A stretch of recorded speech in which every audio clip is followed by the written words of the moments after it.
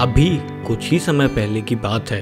टिंकू नाम का एक बहुत ही शैतान बच्चा था। उसका पढ़ाई लिखाई में बिल्कुल भी मन नहीं लगता था। जब भी टीचर क्लास में पढ़ाता तो उसका मन इधर उधर भटकता रहता। ना वो ध्यान से सुनता और ना ही घर पर जाकर कभी याद करता। टिंकू का मन खेल कूद में बहुत ज़्यादा लगता था। उसे हमेशा खेलते रहना ही पसंद था। स्कूल जाना तो मानो टिंकू के लिए बहुत बड़ी आफत थी। इस बात से टिंकू के पापा और टिंकू की मम्मी दोनों बहुत ही परेशान हो चुके थे, क्योंकि हर एक एग्ज़ाम में टिंकू के नंबर मुश्किल से पास होने लायक आते और कभी कभी तो वो फेल भी हो जाता। एक दिन तो हद ही हो गई। टिंकू की शिकायत करने के लिए टिंकू की टीचर ने टिंकू के पापा को घर पे फ़ोन किया और उनसे कहा कि टिंकू का मन बिल्कुल भी पढ़ाई में नहीं लगता है। ये बहुत ही शैतान हो गया है। टिंकू के पापा बहुत ही परेशान हुए और टिंकू की मम्मी से कहने लगे, टिंकू की मम्मी, क्या कर सकते हैं हम? टिंकू का मन तो बिल्कुल ही पढ़ाई लिखाई में अब लगता ही नहीं है। ये तो बहुत परेशानी की बात है। टिंकू की मम्मी ने कहा, हाँ, आप कह तो सही रहे हैं, लेकिन अब हम कर भी क्या सकते हैं? हम उसे कितना समझा चुके हैं, लेकिन वो समझता ही नहीं है। अब तो मुझे लगता है कि टिंकू को सिर्फ उसके दादाजी ही समझा सकते हैं, क्योंकि उनकी बात ही वो अच्छे से समझ पाता है।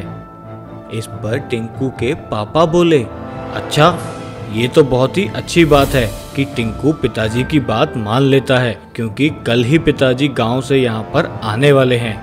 अगले दिन सुबह सुबह टिंकू के दादाजी गांव से टिंकू के घर आ पहुंचते हैं और सीधा जाकर टिंकू के पिताजी से मिलते हैं। अरे पिताजी, अब आ गए?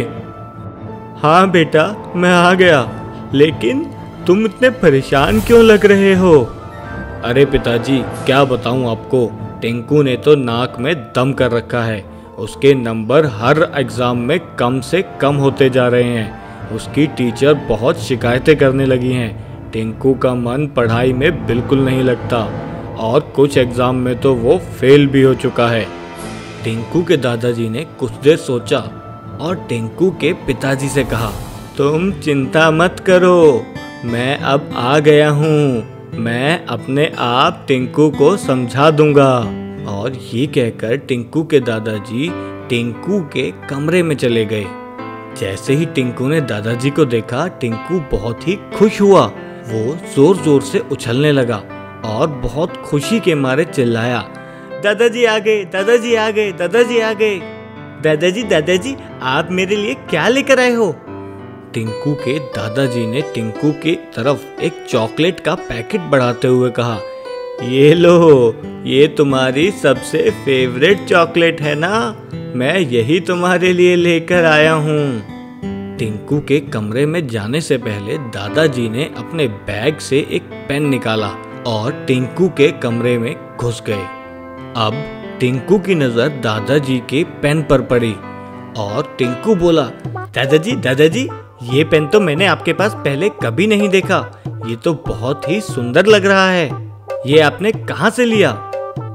दादाजी ने टिंकू को जवाब दिया, ये पेन तो मुझे मेरे पिताजी ने दिया था, क्योंकि ये एक बहुत ही जादुई पेन है। जादुई पेन? जादुई पेन कैसा होता है और ये क्या काम करता है दादाजी? जब भी हम इस पेन से लिखते हैं तो वो हमेशा सही होता है और इससे हमारी हैंडराइटिंग बहुत ही अच्छी आती है। जो कोई भी इस पेन से अपने एग्ज़ाम देता है वो हमेशा पूरे नंबर पाता है। अगर तुम भी इस पेन से अपने एग्ज़ाम्स लिखोगे तो तुम्हें भी पूरे नंबर मिलेंगे। अच्छा, क्या सच में दादाजी ऐसा हो सकता है? ये पेन मुझे पूरे नंबर दिला देगा? टिंकू की आंखों में चमक आ जाती है। वो खुशी के मारे वो और ज़्यादा खुश हो जाता है और कहता है, फिर तो दादाजी मुझे पढ़ने की भी कोई ज़रूरत नहीं पड़ेगी। इस पेन से ही लिखकर मैं अपने एग्ज़ाम पास कर लूँगा।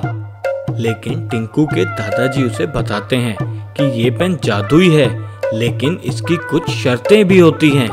टिंकू पूछता है, शर्तें? कैसी शर्तें? मुझे भी बताइए ना दादाजी। फिर टिंकू उस पेन से अपने सारे एग्जाम लिख कर आता है और जब भी वो एग्जाम के बाद घर पहुंचता, उसके मम्मी पापा चिंता में रहते और टिंकू से पूछते, टिंकू तुम्हारा पेपर कैसा हुआ?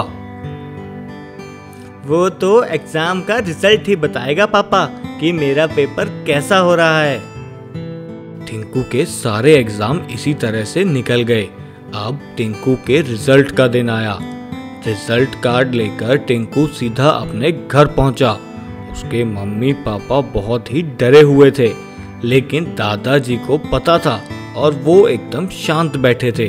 टिंकू का रिपोर्ट कार्ड देखकर उसके पापा चौंक गए। ये क्या, टिंकू के पूरे नंबर आए हैं? यही नहीं पापा, मैं पूरी क्लास में फर्स्ट भी आया हूँ। सबसे ज्यादा नंबर मिले हैं मुझे। ये देखकर टिंकू की मम्मी ने टिंकू से पूछा, लेकिन तुम्हें इतने ज्यादा नंबर कैसे मिले?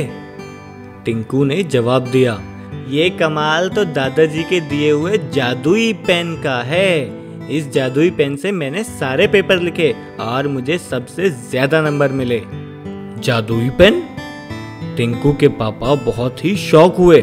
टिंकू ने अब जादुई पेन की सारी कहानी अपने पापा और मम्मी को बताई कि इस जादुई पेन की ये शर्त थी कि इस जादुई पेन को कोई भी क्वेश्चन याद करने के लिए उसे एग्जाम से पहले ही कम से कम 5 बार इस पेन से लिखना होगा और जो भी आंसर ये पेन 5 बार लिख लेगा वो इस पेन को याद हो जाएगा। और इसी तरह से मैंने सारे एग्जाम के क्वेश्चंस को पहले ही लिख कर इस पेन को याद करा दिया और जैसे ही मैं एग्जाम रूम में पहुंचा, इस पेन से वो सारे क्वेश्चंस मेरे ठीक हो गए। टिंकू की ये बात सुनकर सभी बहुत जोर जोर से हंसने लगे। हा हा हा हा हा हा हा हा हा हा। अरे अरे, आप लोग हंस क्यों रहे हैं? टिंकू के दादाजी ने फिर उत्तर दिया कि बेटा, इस पेन में कोई जादू नहीं है।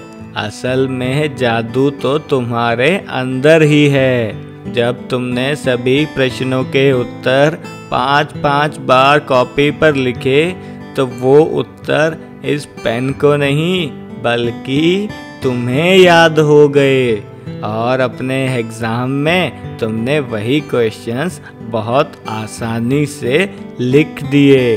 अब टिंकू को सारी बात समझ आई कि हाँ, क्वेश्चंस के आंसर तो मुझे याद हुए थे। पेन ने तो वही किया जो मैंने उसे कहा। तो फिर बच्चों, इस कहानी से हमें क्या शिक्षा मिलती है? इस कहानी से हमें शिक्षा मिली कि किसी भी काम को करने की ताकत हमारे अंदर होती है। अगर हम पढ़ाई में इस तरह से मन लगाएं और अपने सारे क्वेश्चंस को बार बार लिख कर देखें तो वो हमें याद हो जाएंगे और हम अपनी क्लास में सबसे ज्यादा नंबर लेकर आ सकते हैं। बहुत पुराने समय की बात है जब जानवर भी आपस में बात किया करते थे। एक बहुत बड़ा जंगल था जिसमें एक बहुत ही ताकतवर और गुस्से वाला शेर रहता था। वो शेर हर रोज 2-3 जानवरों को मार देता।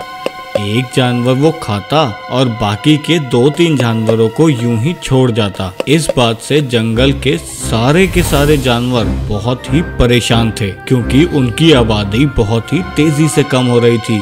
सारे जानवरों ने मिलकर एक मीटिंग बुलाई और मीटिंग में सबने ये डिसाइड किया कि अब से हर रोज एक जानवर शेर के पास स्वयं जाएगा और उसका खाना बनेगा। सभी जानवर इस बात को मान गए।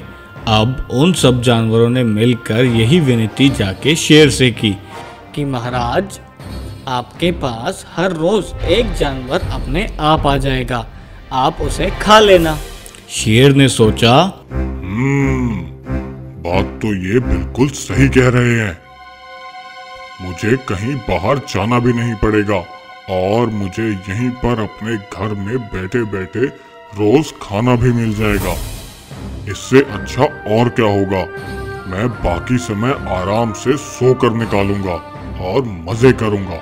शेर ने जानवरों से कहा, ठीक है, मैं तुम्हारी बात मान लेता हूँ, लेकिन हर रोज सुबह सुबह मुझे एक जानवर खाने के लिए चाहिए। अगर ऐसा नहीं हुआ तो मैं तुम सबको मार डालूंगा। अब हर रोज शेर के पास एक जानवर अपने आप जाने लगा। इसी तरह काफी महीने बीत गए। अब कुछ महीनों के बाद एक गधे का नंबर आया जिसका नाम था डोलू। लेकिन डोलू गधा बहुत ही चालाक था।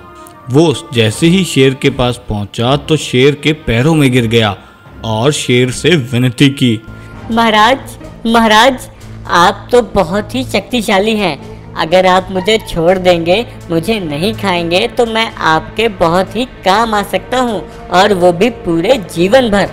शेर गधे पर हंसा। तू एक गधा होकर मेरे क्या काम आएगा? तू सिर्फ मेरी भूख मिटा सकता है और कुछ नहीं। गधा बोला, लेकिन महाराज, मैं सच में आपकी पूरी जिंदगी सेवा करूंगा और आपके बहुत काम आऊंगा। शेर ने थोड़ा सोचा और फिर गधे से पूछा, बता, तू मेरे कैसे काम आ सकता है? गधा बोला, महाराज, आप तो सर्वशक्तिशाली हैं, इतने बड़े जंगल के राजा हैं, और फिर भी जब भी आपको कहीं जाना होता है तो आपको पैदल चलकर जाना पड़ता है। ये तो बहुत ही अन्याय है। राजा को पैदल नहीं चलना चाहिए। अगर आप मुझे छोड़ देते हैं और मुझे नहीं खाएंगे तो जब भी आपको कहीं जाना होगा तो मैं आपको अपनी पीठ पर बिठाकर ले जाऊंगा। मैं आपकी सवारी बनूंगा। शेर ने कुछ देर सोचा। बात तो ये जानवर बिल्कुल सही कह रहा है। मैं इतना शक्तिशाली और इतने बड़े जंगल का राजा हूँ, फिर भी मुझे पैदल जाना पड़ता है।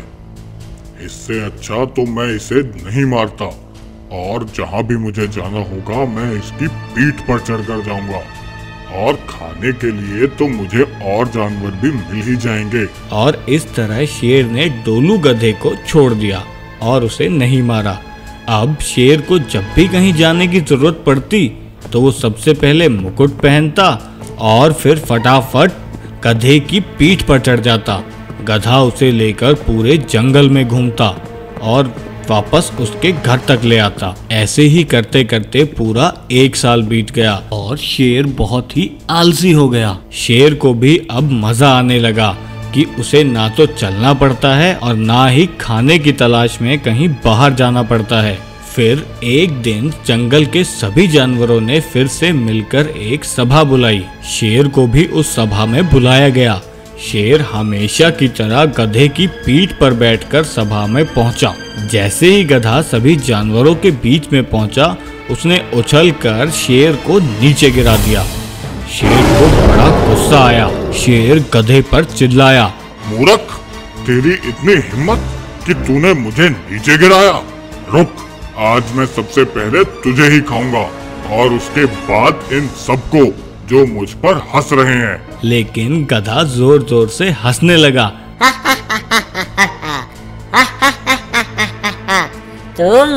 तुम मुझे नहीं खा सकते। तुम मुझे पहले पकड़कर तो दिखाओ। अब इतने समय तक ना चलने की वजह से शेर के पैरों में जान बिल्कुल खत्म हो गई और घर पे उसे खाना मिलता था, जिसकी वजह से वो बहुत ही मोटा हो गया था। वो भागकर गधे को पकड़ ही नहीं पाया।